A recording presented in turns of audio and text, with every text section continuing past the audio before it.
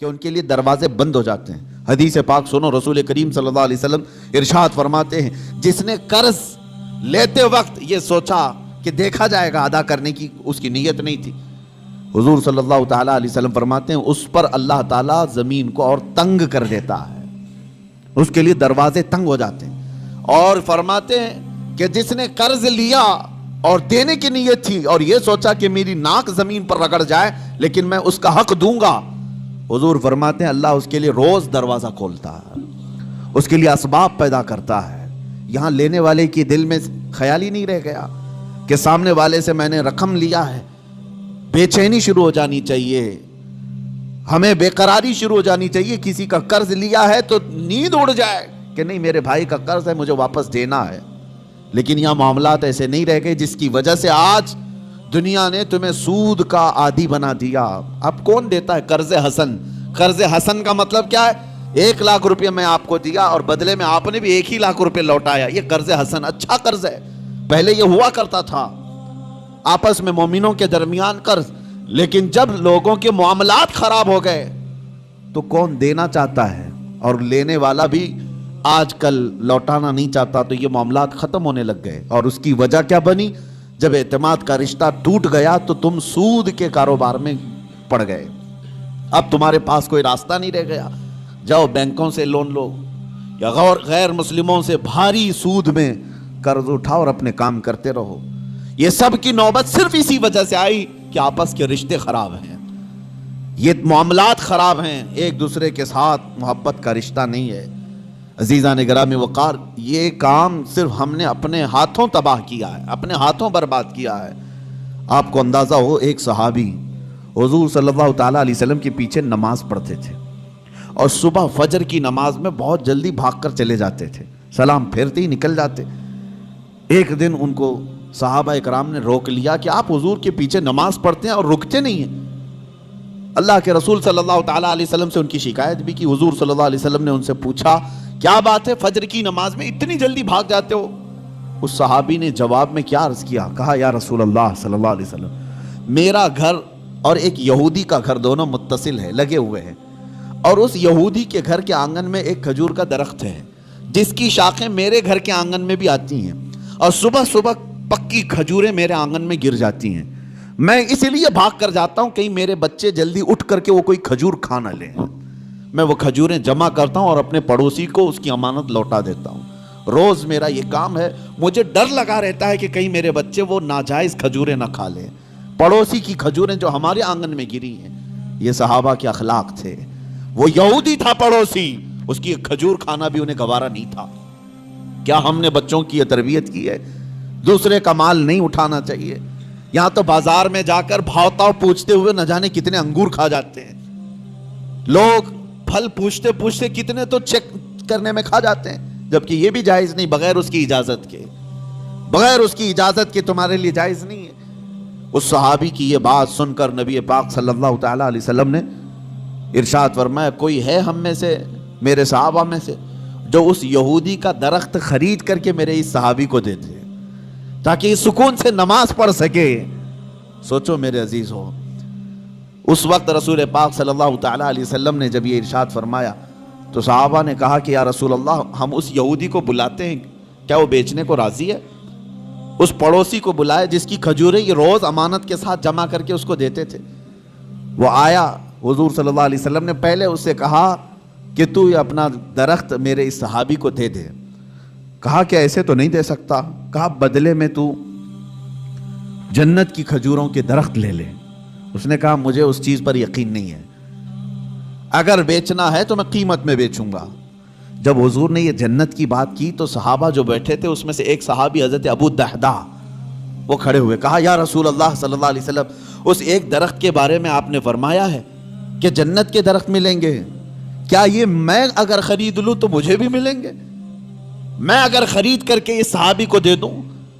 حضور صلی اللہ تعالیٰ علیہ وسلم نے ابو دحدہ سے کہا اگر تم خرید کر کے دیتے ہو تو اللہ تجھے بھی بہترین باغیچہ عطا کرے گا۔ وہ حضرت ابو دحدہ اس یہودی کا ہاتھ پکڑ کر کے باہر لاتے ہیں، چلو ہم ڈیل کرتے ہیں، ایک درخت میرے بھائی کو تجھے دینا ہے، بدلے میں بتا کیا لینا چاہتا ہے، کیا لینا چاہتا ہے؟ وہ مانتا نہیں تھا. حضرت ابو دحدہ کون صحابی ہیں میں آپ کو بتا دوں. اوالی مدینہ، مدینہ کا ایک علاقہ جہاں آج بھی اوالی اس کو کہتے ہیں، مسجد قباء کے قریب، وہاں کی کھجوریں دنیا کی سب سے بہترین کھجوریں مانی جاتی. اوالی مدینہ دنیا کی سب سے بہترین کھجوریں، مدینے میں بھی اوالی مدینہ کی کھجوریں سب سے اعلیٰ. اور اوالی مدینہ میں سب سے حسین و جمیل کسی کا باغیچہ تھا تو حضرت ابو دحدہ کا تھا. بہترین گھر بھی تھا اس باغیچے کے اندر، اور بہترین خوبصورت باغیچہ جس میں نہر بھی تھی. حضرت ابو دحدہ نے کہا کہ اس یہودی سے، تو مجھے جانتا ہے؟ کہا کہ تجھے مدینے کا کون آدمی نہیں جانتا، تو ابو دحدہ ہے. باغیچے کے نام سے ہی لوگ جانتے ہیں، حسین و جمیل باغیچہ ہے. حضرت ابو دحدہ نے کہا کیا تو اس بات پر راضی ہے کہ میں وہ پورا باغیچہ اس ایک درخت کے حوالے دیتا ہوں، چاہتا ہوں یہ ایک درخت تو دے دے میرے اس بھائی کو، میں باغیچہ پورا دے دوں. اس یہودی نے کہا کیا مذاق ہے، یہ کیسا مذاق ہے؟ اس نے کہا رسول اللہ کی بات پر میں کبھی مذاق نہیں کرتا، اور نہ ہی مسلمانوں کو یہ زیب دیتا ہے، میں معاملات کر رہا ہوں تیرے ساتھ. اس یہودی نے کہا کوئی بات نہیں، درخت میں دینے کو تیار ہوں. ابو دحدہ نے وہیں پر جو کچھ لکھنا پڑھنا تھا سب کر لیا، بیچ دیا. نہ کوئی قیمت لینی تھی اس سے، کچھ نہیں. ایک درخت جو یہودی کے آنگن میں تھا بس وہی خریدنا تھا، وہ بھی اکھاڑ کر کے نہیں. وہ درخت تو وہیں رہے گا نا، لیکن ملکیت اس مسلمان کی ہوگی، صحابی کی. اس بات پر طے ہوا، باغیچہ بیچ دیا گیا. اب حضرت ابو دحدہ اپنے باغیچے کے باہر آئے، سنیے، باہر آئے اور باہر سے اپنی بیوی کو پکارا، یا ام دحدہ، اپنی بیوی کو زور سے پکارنے لگے. تو ان کی بیوی اندر باغیچے کے اندر اپنے حسین و جمیل گھر میں تھی. وہاں سے آواز سن کر کے کہتی ہیں کیا بات ہے کہ تم اندر نہیں آتے، باغیچے کے باہر سے مجھے آواز دے رہے ہو. ابو دحدہ نے کہا میں نے باغیچہ بیچ دیا، تو بھی باہر آ جا. عورتیں تو عورتیں ہوتی ہیں، لیکن وہ کمال کی عورتیں تھیں. وہ باہر نکلی اپنے گھر سے اور کہتی ہیں ابو دحدہ مجھے تمہاری عقل پر پوری زندگی سے زیادہ یقین ہے، یقیناً سودا کیا ہوگا تو بہترین سودا کیا ہوگا. ایسے تو تم اتنا حسین باغیچہ بیچ نہیں سکتے، اگر بیچا ہوگا سودا کیا ہوگا تو بہترین سودا کیا ہوگا. وہ گھر سے اسی وقت نکل آئی. ابو دحدہ گھر باغیچے میں بھی نہیں گئے، گھر میں بھی نہیں گئے. یہودی سے کہا آج سے تیرا ہے یہ باغیچہ. وہ باہر آئی، خاتون پوچھا کتنے میں تم نے یہ باغیچہ بیچا ہے؟ تو حضرت ابو دحدہ نے ہنس کر کے کہا میں نے یہ رسول اللہ کے ہاتھ میں بیچا ہے، جنت کے ایک باغیچے کے حوالے. اللہ تبارک و تعالیٰ کے رسول جسے وعدہ کریں وہ جھوٹا نہیں ہوتا.